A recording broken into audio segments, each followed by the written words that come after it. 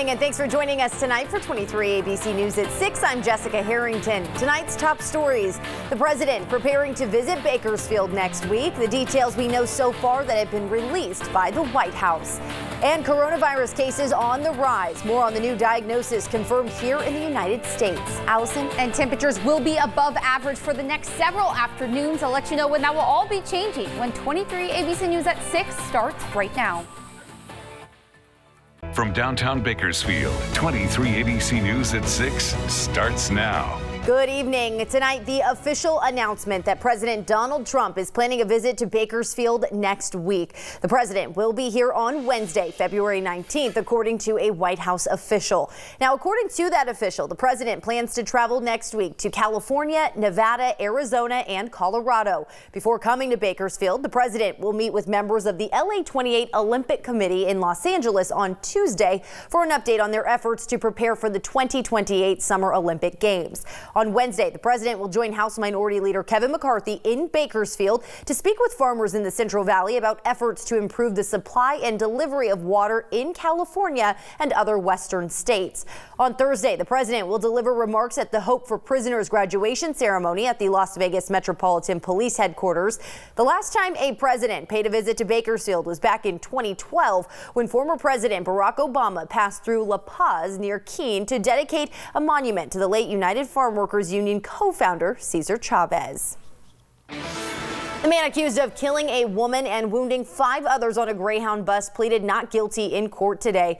According to the California Highway Patrol, Anthony Williams allegedly opened fire while the bus was passing through the Grapevine near Lebec, striking 6 people. A 51-year-old woman from Colombia was killed. The bus was headed north on Interstate 5 from Los Angeles to San Francisco. CHP said it's unclear how long Williams will be in California, but confirmed he has residency in Maryland. According to Maryland's District Court for Prince George's County, Williams had a domestic violence case filed against him in 2003. Williams' next scheduled court hearing is April 28th. A Wofford Heights man is now in custody after deputies say he tried to run over another man with his car. Deputies responded to Wofford Boulevard Wednesday at 8 o'clock in the morning. As they arrived on scene, deputies determined Douglas Nelson used his vehicle to strike another man. The victim was taken to the hospital where he was listed with moderate to major injuries. The 36-year-old suspect was arrested in Southlake, about 20 minutes away from the scene. Nelson was booked for 1 count of attempted murder and is due in court tomorrow afternoon.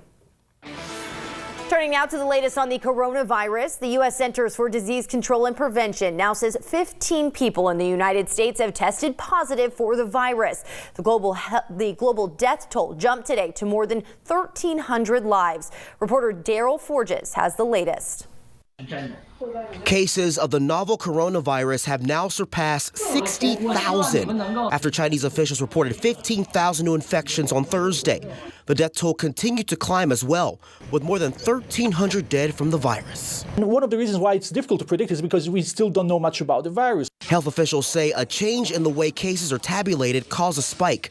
It's not clear if the data proves the outbreak is bigger than previously thought. There may be more often milder cases, people who do not see the doctor, or people who see a doctor but are not necessarily tested. Some who contracted the disease and are recovering are speaking out, describing their experience as scary at first. I think for the young and the strong, the disease is more like a heavy cold, only that it is highly contagious, so it causes panic. In the U.S., officials say 15 people tested positive for the virus. The most recent, a case in Texas. The patient returned on a charter flight from China on February 7th and is currently under quarantine. They are receiving excellent medical care. They were, of course, not happy to learn of their diagnosis last night. More than 600 people who returned on charter flights from the epicenter of the virus, Wuhan, China, are under federal quarantine. Officials say there's a good chance the U.S. will see more cases in coming weeks. In Atlanta, I'm Daryl Forges reporting. New developments tonight. According to a new business plan released Wednesday, the estimated cost to complete California's high-speed rail line rose another $1.3 billion to $80.3 billion.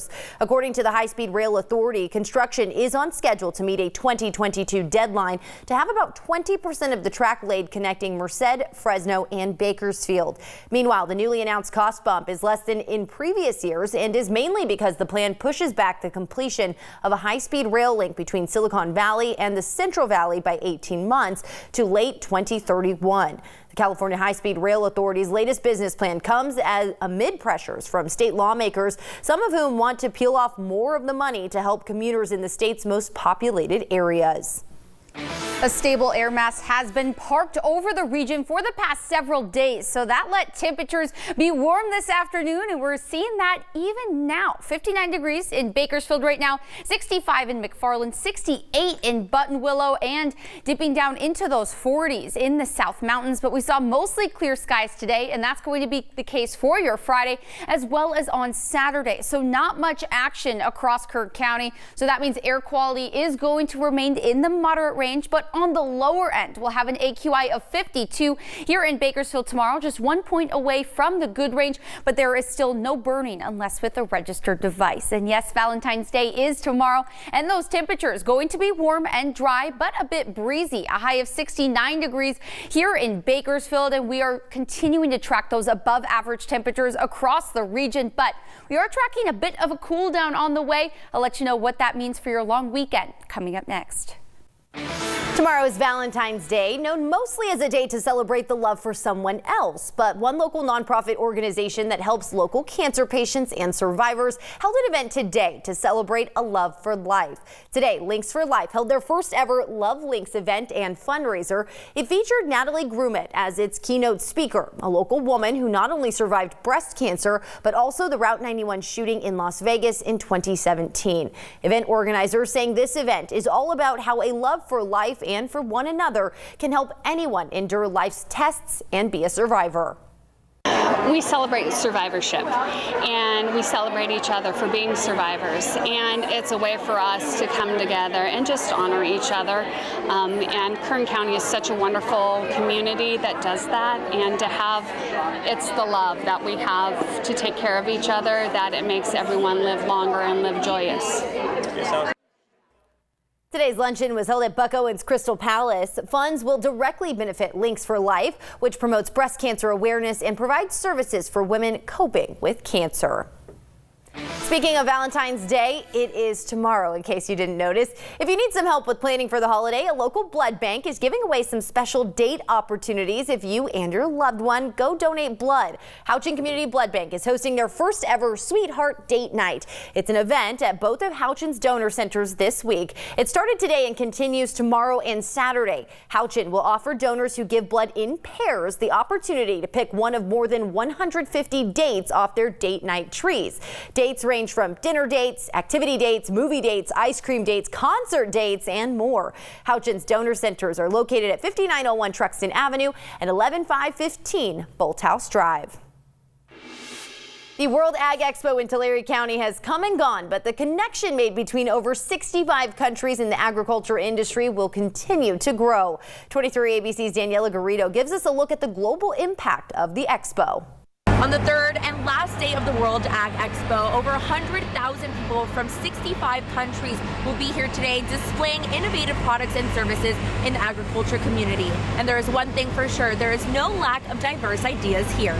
Looking over the multiple options you have about a trade show, World Ag Expo stands out as one of the the biggest here in the United States. The World Ag Expo brings agriculture industry professionals from quite literally around the world to Tulare County. I'm a manager over at Agro Las Dunas in Peru. We're a small farm of about 2,000 hectares. Obviously, there's a lot of affection for Ireland and for Northern Ireland, so we have lots of people stopping by that are interested in our part of the world. At the expo, you can find the farmer looking to expand. We're mainly an asparagus farm, but we also have pomegranate, passion fruit, and looking into new products like maybe hemp. hemp. And industry experts from around the world ready to share knowledge from their region to local crop farmers. Here in California, you guys produce some of the culture the Italian produce in Italy as well. Let's talk about wine, nuts.